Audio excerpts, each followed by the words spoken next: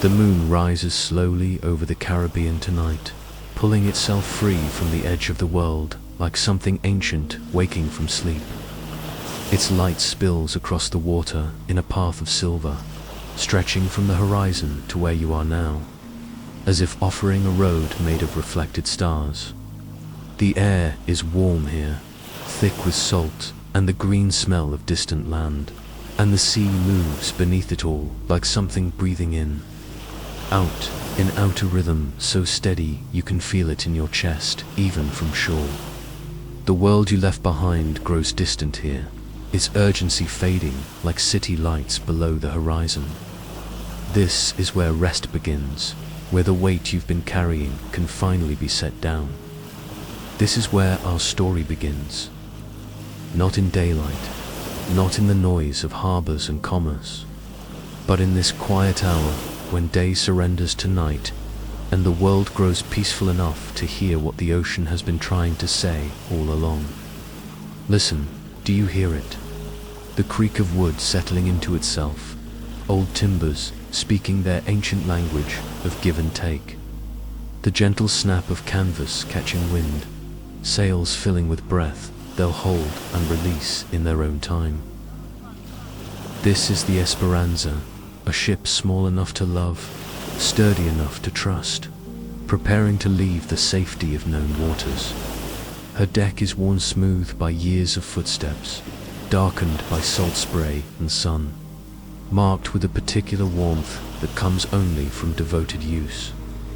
A single lantern swings near the stern, its flame protected by copper and glass, casting light that moves in rhythm with the waves here. Gone, here. Gone painting shadows that dance across coiled ropes and water barrels lashed tight against the rail. The ship breathes. Can you feel it? The way she rises with each swell, pausing at the crest as if considering, then descends into the trough with a sigh that sounds almost like contentment. Just as you breathe, now perhaps without thinking about it, perhaps suddenly aware of the air moving in and out of your lungs, the gentle expansion and release that keeps you tethered to this moment. The Esperanza knows something about breathing, about patience, about the necessity of yielding to forces larger than yourself. She's been waiting here, anchored in this quiet bay, for the right wind and the right tide, for the right crew, for you to arrive at this exact moment and agree to sail with her toward an island that exists in the spaces between certainty and dream, in the waters where maps fade at their edges and compasses point towards something more than north. There are 4 souls aboard tonight, each carrying their own reasons for leaving land behind. But before we meet them, before we learn their names and stories, just feel what it means to be here. To stand on a deck that rocks gently beneath your feet, to smell the particular scent of ocean mixed with canvas, to hear the water speaking its endless conversation with wood and wind. The demands and decisions of your day, the bright screens and loud voices, all of that is already growing distant. Not gone, just elsewhere. Less important somehow. The lantern light reflects on dark water. Somewhere in the rigging, a loose line taps against the mast in a regular rhythm, like fingers drumming thoughtfully. And ahead, beyond where the moonlight ends and the true darkness begins, an island waits. The island of 100 keys, a place that appears only to those who need it, not to those who seek it. The distinction, you'll learn, is everything. The Esperanza prepares to sail now, as the moon climbs higher and the tide begins its ancient pull toward deeper water. And you are already aboard, aren't you? Already feeling the deck beneath you, already sensing the way the ship moves like something alive. Already beginning to understand that this journey isn't just about reaching an island. It's about the sailing itself, the slow crossing of dark water, the gradual loosening of everything you've been holding tight. Let the ropes be cast off. Let the sails catch wind. Let the shoreline fade behind us until there's nothing but ocean in every direction and stars overhead like a map written in light. We have all night to travel, all night to let the waves rock you, the wind carry you, the story unfold in its own time. And by journey's end, when the island finally reveals itself through morning mist, you'll have crossed more than water. You'll have traveled to that place inside yourself where treasure was always waiting, the deep, restful sleep that feels like coming home. The ship carried more than cargo and canvas. It carried stories, quiet ones, the kind that live in the pauses between words, in the way a man ties a knot or watches the horizon. There were 4 of us aboard the Esperanza, and each brought something the others lacked. Miguel, the youngest, had eyes that still believed in beauty itself as a kind of treasure. He'd stand at the bow for hours, watching the water change color, lost in the simple wonder of light on waves. Lacroix, the Frenchman, kept his charts rolled tight in leather cases, each one marked with careful notes. He spoke softly, as if the sea might overhear his secrets. And then there was Eric, the quiet Swede who moved through the ship like a shadow, his silence so complete it felt like a presence of its own. He worked the ropes with hands that knew their purpose, never needing instruction, never offering conversation. I was the 4th, captain in name, but really just another sailor trying to understand why the ocean called to some people and not to others. We'd sailed together for 3 seasons, long enough to learn each other's rhythms, the way Miguel hummed old songs when he was thinking, how Lacroix would tap his pencil when calculating distances, the particular way Eric's footsteps sounded on the deck at dawn. These small things became a language between us, more honest than words. The Esperanza was small, barely 60 feet bow to stern, but she moved through the water with a grace that made you forget her size. Her sails caught the wind like they were breathing it in, holding it, releasing it in long, measured exhales. Notice your own breath now, matching the rhythm of waves beneath the hull. In, out, rising, falling. Let yourself settle into this gentle motion. At night, when the work was done and the stars pressed close, we'd gather near the stern where a single lantern swung in rhythm with the waves. Miguel would ask questions, always questions. Do you think the island exists? He'd say, his voice carrying that particular tremor of youth, half hope and half wonder. Lacroix would pull out his pipe, the tobacco smell mixing with salt air, and he'd consider the question with the seriousness it deserved. Islands exist, he'd finally answer, but perhaps not in the way we imagine them. Eric never spoke during these moments, but I'd catch him nodding slightly, as if he understood something the rest of us were still learning. The gentle ocean sounds wrapped around our conversations, the soft lap of water against the hull, the creak of wood settling into itself, the distant cry of a seabird who'd strayed too far from shore. These sounds became our companions, steady and comforting in a world where so little else was. There's something about being at sea that strips away pretense. On land, people wear masks. They present versions of themselves, shaped by expectation and worry. But out here, with nothing but water in every direction, those masks dissolve like salt in the spray. Miguel's wonder wasn't naivety, was courage. To still believe in beauty after seeing the world's edges requires a particular kind of strength. Lacroix's charts weren't just maps, they were his way of finding order in the vast blue. And Eric's silence wasn't emptiness, was the deepest kind of listening, the kind that hears what isn't spoken. Each person aboard the Esperanza was a key, though none of us knew it yet. We fit together in ways that only became clear later, when the doors began to reveal themselves. The night grew deeper around us, the kind of peaceful darkness that makes you want to whisper. Miguel eventually wandered off to his hammock below deck, still humming that old tune about mermaids and moonlight. LaCroix returned to his charts, though I suspected he wasn't really reading them, just finding comfort in their familiar lines and numbers. Eric stood at the rail, one hand resting on the worn wood, his face turned towards something we couldn't see. And I remained by the lantern, watching its light swing back and forth, steady as a heartbeat. The sea stretched out in every direction, dark and vast and strangely comforting.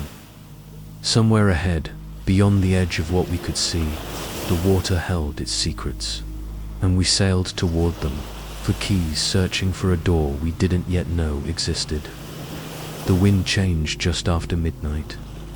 Not suddenly, the sea rarely moves with haste, but with a slow, deliberate shift that made the sails flutter and resettle. I felt it before I saw it.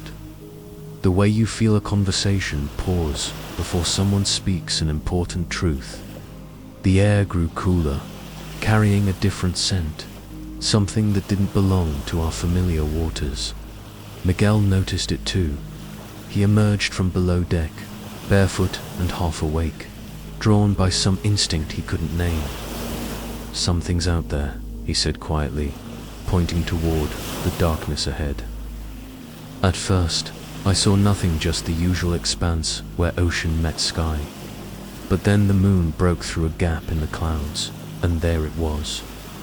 A shape on the water, darker than the darkness around it, utterly still. The Santa Regina floated like a dream, half remembered. That's the image that came to mind, though it wasn't quite right. Dreams are fleeting, translucent things. This ship was solid, real, but somehow more memory than presence. Her sails hung limp, grey fabric that might once have been white, now weathered by salt and time. No lights showed in her portholes. No movement stirred on her deck. She simply existed there, neither sinking nor sailing, suspended in that space between purpose and rest. We drew closer slowly, our own sails catching just enough wind to move us forward at a gentle pace. The sea around her seemed quieter than it should be, as if the water itself was holding its breath, waiting to see what we'd do. LaCroix appeared beside me, his charts forgotten, his face calm in the moonlight. "Spanish merchant vessel," he murmured, reading her lines with practiced eyes, maybe 15 years old. "Built in Cadiz, if I'm right." We called out across the water, standard courtesy when approaching another vessel. Our voices carried across the gap, soft and strange in the night air. No response came back, just the gentle creaking of wood, the soft whisper of waves against her hull, sounds that made her seem almost alive, despite the obvious absence of crew. Eric readied a small boat without being asked, his movements efficient and unhurried. The four of us crossed the dark water between our ships, oars dipping quietly, each stroke bringing us closer to whatever mystery the Santa Regina held. Up close, she was larger than she'd appeared, the three-masted beauty that had once been someone's pride. Her structure remained sound, weathered but whole, as if she'd simply chosen to rest here in the middle of the ocean, waiting for the right moment to continue her journey. Boarding her felt like entering a cathedral after the service has ended.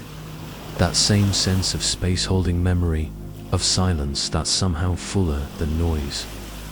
Our footsteps on her deck echoed softly. The wood beneath our feet was solid but weathered, and everything ropes, railings. The ship's wheels showed signs of careful maintenance, followed by peaceful abandonment. No damage from storms, no signs of struggle or distress, just gentle absence. Miguel found the captain's quarters unlocked, the door swinging open on hinges that barely whispered. Inside, everything remained orderly. A coat hung on a peg. A cup sat on the desk, dried residue still visible at the bottom.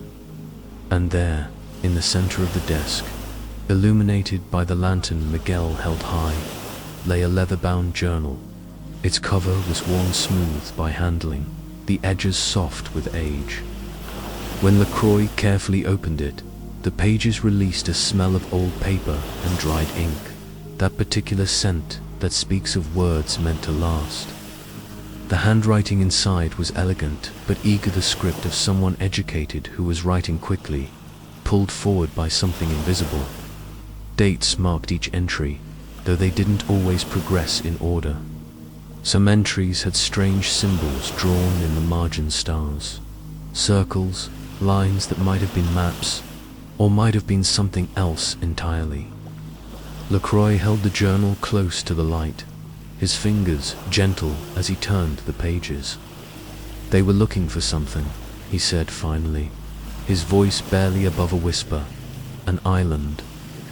But not just any island." He pointed to a sketch near the middle of the book, a rough outline of land surrounded by water, with a single word written beneath it in capital letters: Centenaria, the 100. Beyond the captain's quarters, the Santa Regina creaked and settled, her timbers speaking in that ancient language that all ships share. And somewhere in the distance, so faint we might have imagined it, came the sound of something metal touching metal, like keys on a ring, swaying in a breeze we couldn't feel. We returned to the Esperanza as the first hint of dawn touched the eastern sky. The journal wrapped carefully in oilcloth and tucked under LaCroix's arm like something precious. Nobody spoke during the crossing. The small boat rocked gently with each pull of the oars, and the Santa Regina grew smaller behind us, eventually fading into the soft light of early morning. Back aboard our own ship, we gathered in the cabin where the single oil lamp still burned, its flame steady and warm. LaCroix laid the journal on the table as if it might be fragile, and we stood around it in a circle for sailors, looking down at someone else's dreams. The leather cover bore no name, no mark of ownership, except the wear patterns from fingers that had held it countless times. When LaCroix opened it again, the pages seemed to exhale, releasing their long-held silence into our small space. The entries began ordinary enough: weather observations, navigation notes, the routine language of maritime life that any captain would record. But somewhere around the 15th page, the tone shifted. The handwriting grew more flowing, the entries longer and more detailed. June 14th saw lights beneath the surface tonight. Blue-green luminescence that moved with grace, not the random drift of glowing fish. It followed us for 3 hours before descending into depths our lines cannot measure. LaCroix read aloud slowly, his French accent making the Spanish words sound like poetry. Miguel leaned closer, his eyes wide with that mixture of wonder and curiosity that comes from hearing something that feels true in unexpected ways. Eric stood perfectly still, his face peaceful, but I noticed his hands had stopped their usual work. They simply rested on the table's edge, waiting. The captain of the Santa Regina, his name was Rodrigo Velasquez. We learned from a signature on the inner cover had been seeking the island called Centenaria for 2 years before his final entries. He'd collected stories from port taverns, from old sailors who spoke of it in whispers, from maps that showed it in different locations, or didn't show it at all. "The island exists in the spaces between certainty," he wrote. "It appears to those who need it, not to those who seek it. The distinction, I am learning, is everything."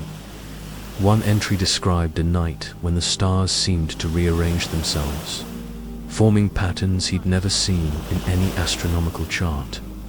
Another mentioned sounds, not quite music, not quite voices that drifted across the water when the moon was dark. He documented these experiences with the precision of a scientist and the openness of someone who'd learned to trust what couldn't be easily explained. but it was the final entries that made us fall into thoughtful silence. The dates became less regular, sometimes repeating, sometimes moving forward by weeks. I understand now. Velasquez had written in handwriting that flowed differently than his earlier script. The island has 100 keys because it has 100 doors. Each person who finds it opens only the door meant for them. Some doors lead to treasure, some lead to truth, some lead to peace, and some lead back to the beginning, to the moment before the searching started. Below this passage, he'd drawn the same symbol we'd seen earlier, a circle containing a spiral, with small marks around its perimeter like numbers on a clock face, or like keyholes waiting for the right key. The ink had spread slightly into the paper, making the image seem to pulse gently in the lamplight. Lacroix traced near it with his finger, careful not to actually touch the page, as if the drawing itself might be sacred. The last entry was dated 6 months before we found the ship. Just 3 lines in the center of an otherwise empty page. The island appeared at dawn. I am going ashore.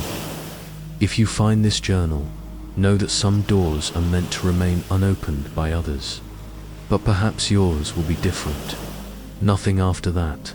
No explanation of what happened next. No description of what he found or didn't find. Just blank pages, dozens of them, waiting for a story that would never be written there. We sat with that silence for a long time, each of us lost in our own thoughts. Outside, the sea continued its eternal conversation with our whole soft words in a language older than any we spoke. The lamp flame wavered once, twice, then steadied again, and I realized that we'd already made our decision, though nobody had spoken it aloud. We would follow the path Velasquez had traced, not because we sought treasure or adventure, but because some stories ask to be continued, even if the ending isn't ours to write. Each exhale carries you deeper into this calm. Feel the weight of your body supported completely, muscles softening, thoughts beginning to drift like clouds across a peaceful sky. The sky changed while we slept. Not all at once, but in the way weather moves when it has intention slowly gathering itself, pulling clouds from distant horizons, shifting by degrees until you look up and realize the world has transformed. I woke to the sound of canvas moving, that distinctive sound that means wind has arrived with purpose. The deck swayed beneath my feet as I climbed the narrow stairs, and the air tasted different, charged with electricity and salt, the flavor of something vast approaching. Miguel was already topside, his movements steady and practiced. The sea had lost its earlier stillness. Waves rose higher now, their crests white and torn, and the water between them looked deep and endless despite the grey daylight. The Esperanza rode each swell like she was breathing, rising, then sliding down into the trough with a motion that made your stomach follow a moment behind. Lacroix emerged with his instruments, and after taking his readings, he secured everything below deck. Weather coming from the northeast, he said over the growing sound of wind. Significant one, but we could all sense that. You didn't need instruments to read this sky. Spoke in a language every sailor understands instinctively. The vocabulary of the sea, written in cloud formations and wave patterns. Eric moved through the preparations with his usual economy of motion, his face set in quiet concentration. The first drops of rain arrived like messenger school, purposeful, then more. Then the sky opened and released itself onto us, blurring the line between air and water until we moved through something that was both and neither. But here's what the stories don't often tell you about storms at sea. Yes, there's power, they're immense and humbling, but there's also something else, a kind of surrender that brings its own peace. The Esperanza knew how to yield. She bent but didn't resist, gave way but didn't break. Her timbers groaned as they conversed with the ancient water in their perpetual dance. We worked without speaking. There was no point in words. The wind would only carry away. Each of us knew our role, our hands finding their tasks through trust and practice. The wheel required two of us to hold it steady, not fighting the sea, but guiding the ship in harmony with the waves. Lightning illuminated the world in brief flashes of silver, and in those moments I saw things. The rain suspended like threads of light. Miguel's face peaceful as he worked, the waves towering before we rose to meet them and crested them safely. Thunder followed, not as sound but as something felt in the chest and bones. The deep voice of weather singing its ancient song. There's a strange calm that comes when you stop resisting what you cannot change. Not defeats something deeper. The storm would do what storms do. We would do what sailors do, and the outcome would unfold in its own time. I found myself thinking about Velasquez, wondering if he'd experienced weather like this on his way to the island, if the passage itself was some kind of threshold. The journal was secured below, protected inside a wooden chest, but I could feel its presence, its weight pulling us forward through the weather. The rain fell steadily now, each drop part of the greater rhythm, the collective force creating a kind of white noise that made thinking unnecessary. The sea rose up like the ancient being. It truly is not angry, not cruel, simply immense and honest. We were small in its presence, just another vessel crossing its surface, and yet we mattered. Our passage mattered. The way we moved through this together mattered. Time became fluid during those hours. The grey sameness of storm-making, day and night indistinguishable. But gradually, subtly, things shifted. The waves grew slightly gentler. The wind, while still strong, no longer pressed quite so insistently. The rain thinned from curtains to mist to individual drops we could count. And then, as naturally as it had arrived, the storm began to withdraw. Not dramatically, there was no sudden shaft of sunlight breaking through like in paintings. Just a slow retreat, the weather pulling back to wherever weather goes when it's finished speaking. We stood on deck, soaked through but peaceful, watching the world reassemble itself into familiar forms. The sea still ran high, but the waves had lost their urgency. The sky remained grey, but a lighter grey now, one that held the promise of eventual blue. And the Esperanza, tested but whole, sailed on through water that seemed somehow different than it had been before, as if we'd crossed more than just distance during the night. Dawn arrived without fanfare, just a gradual warming of the grey sky until it remembered how to hold colour again. First came pale yellow at the horizon's edge, then coral pink bleeding upward into the remaining clouds, transforming them from shadows into beauty. The transformation happened so slowly you couldn't point to any single moment and say, that's when night became day. It simply occurred, the way all natural things do when left to their own rhythm. The sea calmed with the light, its surface shifting from active waves to gentle undulation, each crest catching the new sun and turning golden. We'd come through. The knowledge settled into our bones as we stood there, silent and grateful, watching the world paint itself back into existence. Miguel broke the quiet first, a laugh escaping him, not humor exactly, but relief expressed as sound, the body's way of releasing what it had held through the dark hours. The ship had weathered well, some canvas that could be mended, a few lines that needed replacing. The small boat had taken water but remained secured. LaCroix went below to check his charts and instruments, returning with an expression that shifted as he studied the compass. "We've traveled far," he said, tapping the glass face gently. "Farther than expected." He spread his largest chart on the deck, now dry enough to hold paper without harm, and began calculating our position using the rising sun and his instruments. The numbers surprised him.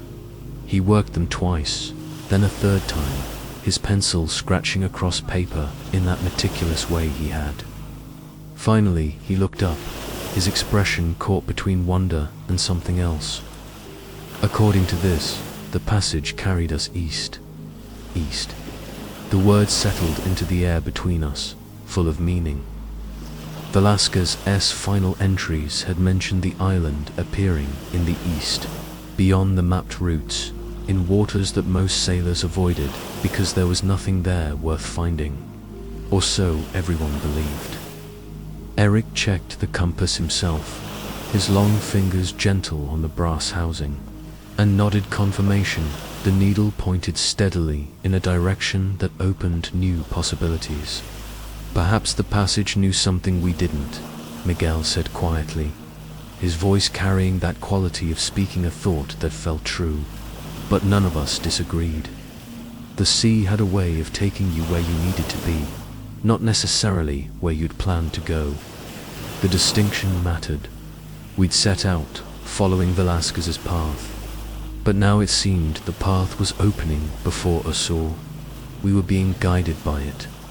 The way possibility sometimes embraces those who allow themselves to be carried. The morning grew warmer as the sun climbed higher, burning away the last remnants of weather and revealing a sky so blue it seemed infinite. We set about repairs with a lightness that hadn't been there before. Excitement, exactly. But the quiet satisfaction that comes from moving through something difficult and emerging intact. Our hands worked while our minds drifted, each of us processing the passage in our own way. The rhythm of work became meditation. Pull the needle through canvas, tie the knot, pull again. The repetition soothed something the storm had stirred inside us. Around midday, we shared bread and dried fish, sitting in a circle on the sun-warmed deck. No one particularly hungry, but eating anyway because bodies need nourishment and ritual provides comfort. The food tasted better than it should have. Everything does after you've moved through challenge. Even the water from our casks, slightly stale and tinged with wood, went down like blessing. LaCroix kept checking the compass throughout the day, but the needle remained steady, pointing east with unwavering certainty. I've sailed these waters for 20 years, he said during one of his checks, speaking more to himself than to us. I know what's out here. Open ocean for hundreds of miles. He paused, staring at the horizon where sea met sky in that perfect line. But compasses respond to the earth itself. They can't be deceived. Miguel joined him at the rail, and together they looked out at the endless blue. Maybe, Miguel said softly, the island isn't on anyone's maps because it doesn't wait to be found that way. Maybe you have to let it find you.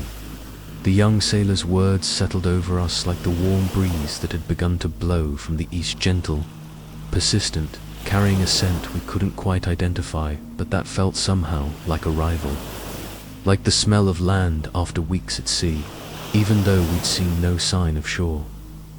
Let yourself sink deeper now, like the ship settling into calmer waters. Each breath an anchor, each exhale a release. Nothing to hold on to, nothing to figure out. Just this gentle floating between waking and sleep. The mist arrived just before sunset, rolling across the water like breath made visible.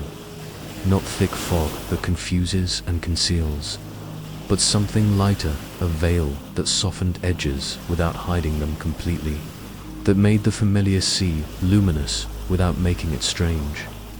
It moved with grace, this mist, flowing toward us from the east in streamers and wisps that caught the dying light and turned it pearl-colored, glowing. The air grew cooler, though not uncomfortably so, carrying moisture that settled on our skin and in our hair like the gentlest rain. Miguel stood at the bow, one hand resting on the forestay, his body perfectly still in the way people become when they sense something important approaching. The rest of us gathered near him without speaking, drawn by the same instinct, the same knowing that sometimes arrives without announcement or explanation. Through the mist, shapes began to emerge. Not suddenly, nothing about this moment was hurried or jarring, just a gradual revelation, the way dawn shows you what darkness held hidden. At first, just a deepening in the eastern haze, a suggestion of substance where before there'd been only water and air. Then more definition, the outline of land rising from the sea in gentle slopes that climbed toward something we couldn't quite see. Palm trees became visible, their fronds moving in wind we couldn't feel from our distance, creating patterns of shadow and light against the pale sky. The island appeared neither large nor small, it simply was, existing in that space with the quiet confidence of things that have always been there, waiting. The coastline curved like an embrace, forming natural harbors and hidden coves, places where a ship might anchor and find shelter. And along the shore, catching the last rays of sunlight, something metallic glinted, regular flashes that might have been random or might have been patterned, like reflections or like keys catching light. We were too far away to see clearly. The Esperanza moved toward it without our guidance. Or perhaps we guided her unconsciously, our hands on wheel and lines, responding to decisions made somewhere deeper than thought. The distance closed in that strange way distance does over water, where things seem both impossibly far and suddenly near at the same time. Birds appeared, white ones that might have been gulls or something similar, calling to each other in voices that sounded almost like music, almost like welcome. Their cries echoed across the water, mingling with the sound of gentle waves and the creak of our own rigging to create a symphony of arrival. The mist began to thin as we approached, not vanishing but transforming into something that hung at the edges of vision, making the island seem to float between certainty and dream. Velasquez's S words returned to me. The island appears to those who need it, not seek it, need it. The distinction suddenly felt enormous, as important as any truth I'd ever encountered. A sound reached us across the water, soft at first, then growing clearer as we drew nearer. Not voices, not quite, but something melodic and rhythmic, like wind chimes made of metal tubes that rang with different tones when the breeze touched them. The sound came from everywhere and nowhere, impossible to locate but impossible to ignore. It wasn't unpleasant, quite the opposite. Each note seemed chosen for that moment, creating harmonies that eased something in the chest, that made breathing feel easier and deeper. Miguel turned to look at us, his face transformed by wonder into something both younger and older simultaneously. "Do you hear it?" he whispered, as if afraid that speaking too loudly might break whatever held us. We nodded, all of us hearing it, all of us feeling the way it resonated in bone and blood. The island called, and the call wasn't urgent or demanding.